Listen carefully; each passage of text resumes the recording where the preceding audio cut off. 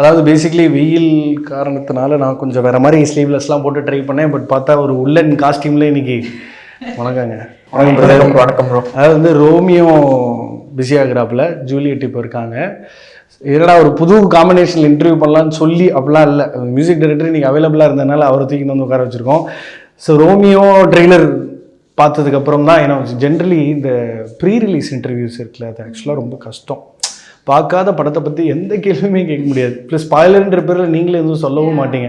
ஆனால் ஒன்று மட்டும் உறுதி, சில விஷயங்கள் வந்து சினிமாவில் எப்படி நமக்கு வழி கொடுக்கும்னா ஒரு போஸ்டரே போதுங்க பாரு, ஃபர்ஸ்ட் நைட் அதுமா சரக்கட்சி நிற்கிற என்னம்மா பிரச்சனை உனக்குன்ற மாதிரி ஒரு இன்ஸ்டன்ட் ரியாக்ஷன் வருதுல்ல. ஸோ அதனால் இது கதையாக கேட்ட உடனே உங்களுக்கு வந்து கதையை கேட்டோடனே ஆக்சுவலாக வந்து இந்த கதையை என்கிட்ட தான் வந்து என்னையே செலக்ட் பண்ணாங்க. Like am I capable enough to hold இவ்வளோ பெரிய ஒரு story, because the character is the heart of the film. She has to அப்படியே கேரி ஓவர் அண்ட் மற்ற கேரக்டர்ஸ்லாம் will come as a supporting இது மாதிரி. ஸோ ஆமாம், ஸோ அதுக்கு தகுந்த நமக்கு I'm very grateful அந்த மாதிரி ஒரு script is approaching me. But நாம் அதுக்கு ஒரு ஜஸ்டிஸ் கொடுக்கணும்ல, பிகாஸ் ஒரு டெபியூ டைரக்டர், அவர் அழகான ஒரு ரைட்டிங், ஒரு விமென்க்கு ஈக்குவலா அவர் ஒன் ஸ்டெப் மேல, ஹீரோக்கு மேல ஒரு கமர்ஷியல் ஃபிலிம்ல ஒரு கேரக்டரைசேஷன் ஒருத்தர் எழுதுறாருன்னா கண்டிப்பா அவருக்கான அந்த ஜஸ்டிஸ் கொடுக்குற அளவு நாம ஒர்த்தா இருக்கணும். ஸோ அந்த ஒரு பயம் அண்ட் ரெஸ்பான்சிபிலிட்டி இருந்தது. But they also took care of that fear by sending me to a acting class with Kalairani ma'am. So over a month they were very generous enough to sponsor me. The writing of this characterization is just amazing. It's very much relatable to my personal life stories of வந்து ரொம்ப ஓக்கா தெரியல. woke feminism நம்ம இப்ப நிறைய we come across things where தைரியமாக பேசவே கொஞ்சம் பயமாக இருக்குது. பிகாஸ் இட்ஸ் அ கான்ஸ்டன்ட் லேர்னிங்ல for you to how to treat women and how you talk to them and all that. So how did you find this character sketch? Like so it has nothing to do with promoting feminism or அந்த மாதிரி விஷயங்கள் கிடையாது. she is a character, அவளுக்குன்னு ஒரு கோல் இருக்கு. if you usually take men or female, if you're very people pleasing, you don't get to go to a place where you need to achieve.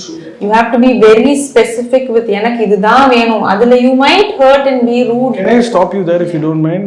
So when you wanted to become an actor, you had to do that? Yes, I really had to do that because I come from a family background where everybody is an engineer, doctor, lawyer, and I have nowhere close to cinema, not even like a reporter or news or nothing. Or a technical department there is nobody from my family, so it's like a complete alienated industry for my family. And I studied engineering. I never showed the interest towards acting with my parents. I danced in college as a part of cultural events, but never have told that I can act or எனக்குமே interest இருந்ததில்லை. பேசிக்கா something that I did for fun to upload on Instagram back in days, which was not popular, was Dub Smash. That made the way for all these things. But when they got to know that I'm actually getting opportunities, and I was like, as a youngster, I was like, why not? Opportunity varade, let's go try. I never thought about the pros and cons like how a parent usually thinks about it. See, we tend to underrate women. Or generally heroines avங்களுக்கு shelf life இருக்கு, அவங்க ஒரு they just eye catch candy floss material. But when you say fight, அந்த 1.5 வருஷத்துல எவ்வளவு இருந்திருக்கும்னு I'm able to yugify. So if you can really put some light on that, because I see a lot of youngsters who dad's gift in a sticker போட்டுப்பான், ஆனால் தனக்கு பிடிச்ச விஷயத்த பண்ணுறதுக்கு பேசக்கூட தெரியாது வீட்டில். So fight in the sense ஏதாவது மறியல் உண்ணாவிரத போராட்டம்?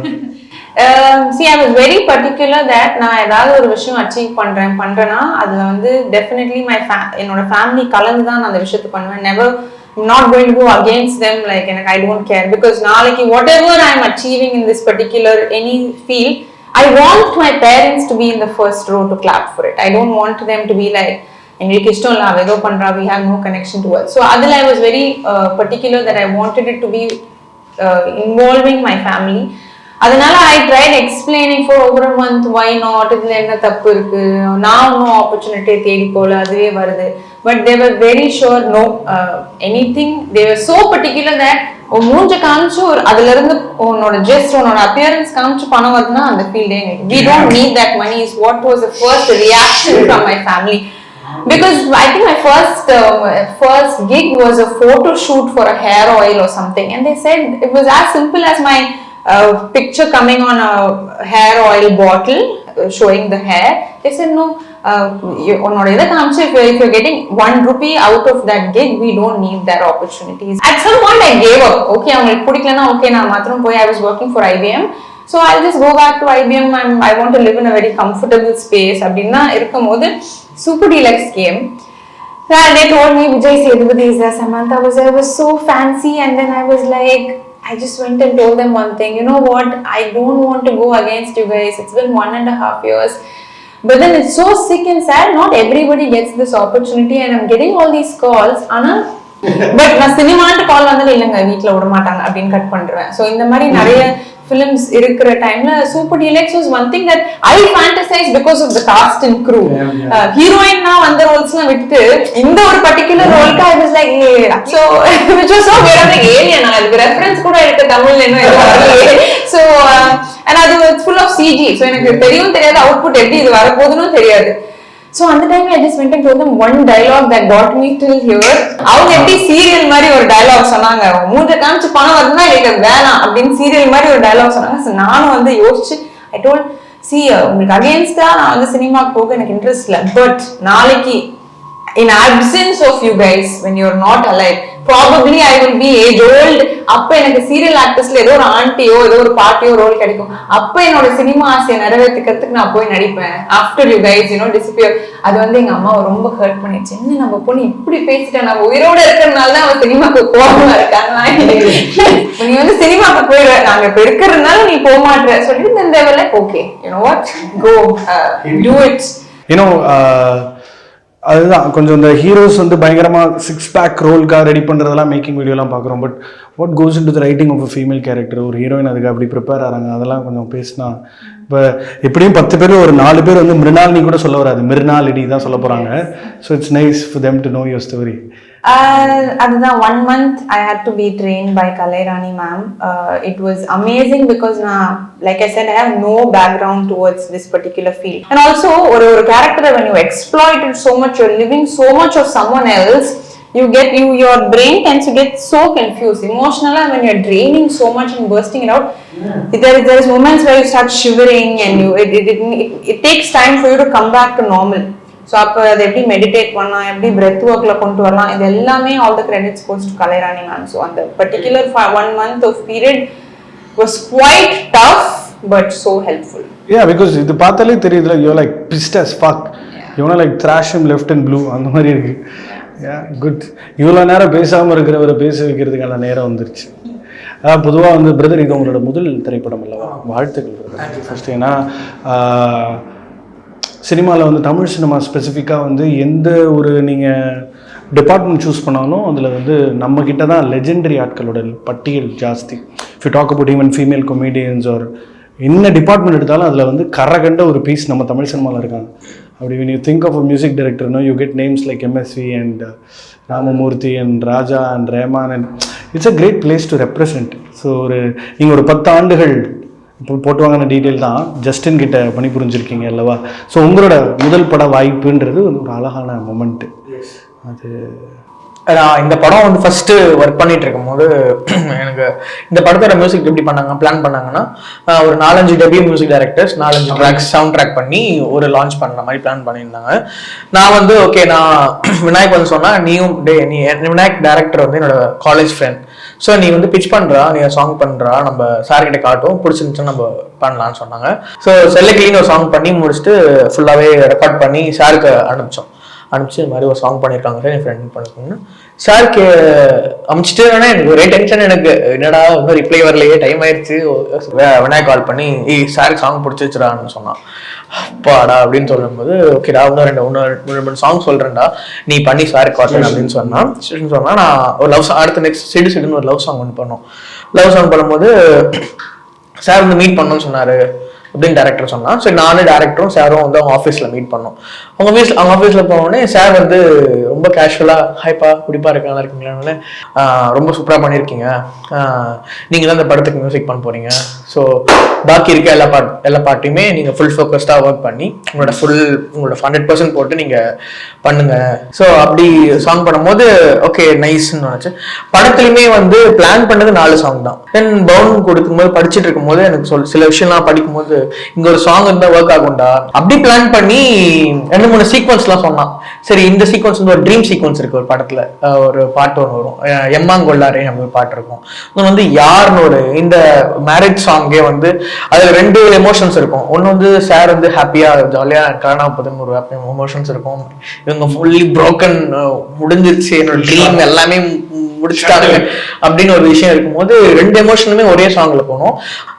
அதே மாதிரி லைக் செகண்ட் ஹாஃப்ல பாத்தீங்கன்னா ஒரு ரொம்ப ஒரு ஹெவியஸ்ட் எமோஷனான ஒரு சாங் தேவைப்பட்டுச்சு படத்துல. ஸோ அங்க வந்து நம்ம விளையாடவே முடியாது, ஏன்னா அதுதான் வந்து படத்தோ செகண்ட் ஹாஃப்ல ஒரு இம்பார்ட்டன்டான ஒரு சீக்வன்ஸ் நம்ம பிரேக் பண்ற சீக்வன்ஸா இருக்கும். ஸோ இந்த படத்துல இருக்க எல்லா சாங்ஸுமே வந்து 100% தமிழ் தெலுங்கு 2 லாங்குவேஜ்லயுமே சும்மா டப் பண்றோம் ஏதோ நார்மல் சிங்கர் வச்சு ரெக்கார்ட் பண்ணணும்னு இல்லாம ப்ராப்பரா தெலுங்குலயுமே ப்ராப்பர் லிரிக்ஸ் வச்சு ப்ராப்பர் லிரிக்ஸ்லாம் எழுதி பண்ண ஒரு இது. So one thing that comes to my mind is, to me, he's one of those very unique personalities that you can bump into. For you, our excitement also comes from meeting different people, collaborating with different people at different times. What were your preconceived notion, if at all, about Vijay Antony, and probably after you started working? Based on his films is what you assume their character. So I always thought he's a very serious and very calm, silent personality is what my assumption was. But செத்துக்கு போகும்போது தான் ரொம்ப ஜாலியா ரொம்ப சிம்பிளா, like you said, if you're able to vibe with him so much, that's because of the space that he gives. And he's like, come on, let's அந்த மாதிரி ஜாலியா இருக்கலாம், பேசுங்க, லைக் நானும் உங்க ஏஜ் குரூப் தான், நானும் 2K தான் இறங்கி புரியும் எனக்கும் அதெல்லாம் புரியும் சொல்லிட்டு அப்படி வந்துருவாரு sir. So it's quite funny and சில விஷயங்கள் காமெடியா இருக்கும். So it's very very funny to talk to him in a flow. Like usually how do you go and complaint to producer about என்ன சார் சரியில்லைன்ட்டு. nobody will give you that space. You're always like, I'm so grateful, I'm so thankful sir, சம்பளம் போட்டதுக்கு thanks.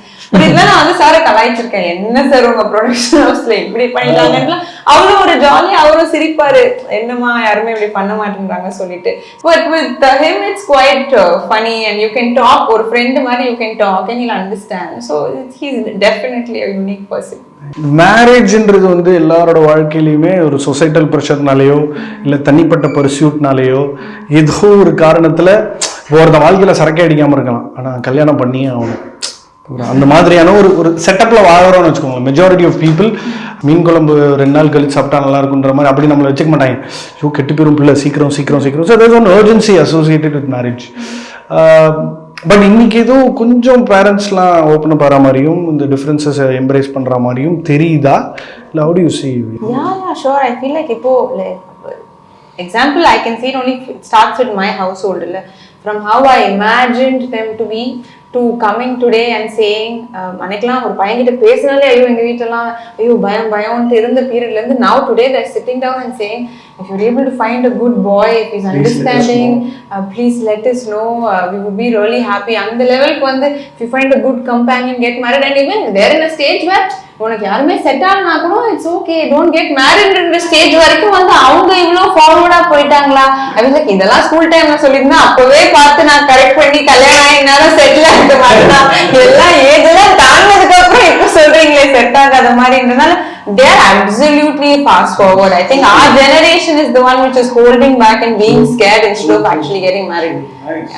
சினிமான்றது இன்னைக்கும் இல்லை, அது இம்மீடியட்டா growth காட்ட முடியாது. இப்போ நீங்கள் I think work in IBM, but you work no but yeah. ஸோ அங்கெல்லாம் வேலை பார்த்தா அப்ரைசல் போடுவாங்க அடுத்தடுத்து. பட் சினிமான்றது வந்து நம்மளோட கனவாக இருக்கும், அது சில பேர் புரிஞ்சுக்கணும்னு நம்ம எதிர்பார்ப்போம், பட் அது நடக்காது சில நேரங்களில், நடக்கலனாலும் பரவாயில்ல.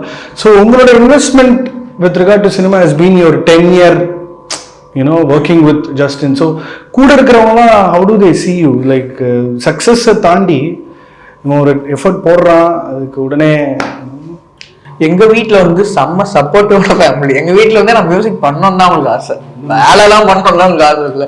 உனக்கு இது பிடிச்சிருக்காடா நீ பண்ணு, உனக்கு எந்த ஸ்ட்ரெஸ்ஸும் நீ எடுத்துக்க தேவையில்லை அப்படின்லாம் என்கிட்ட.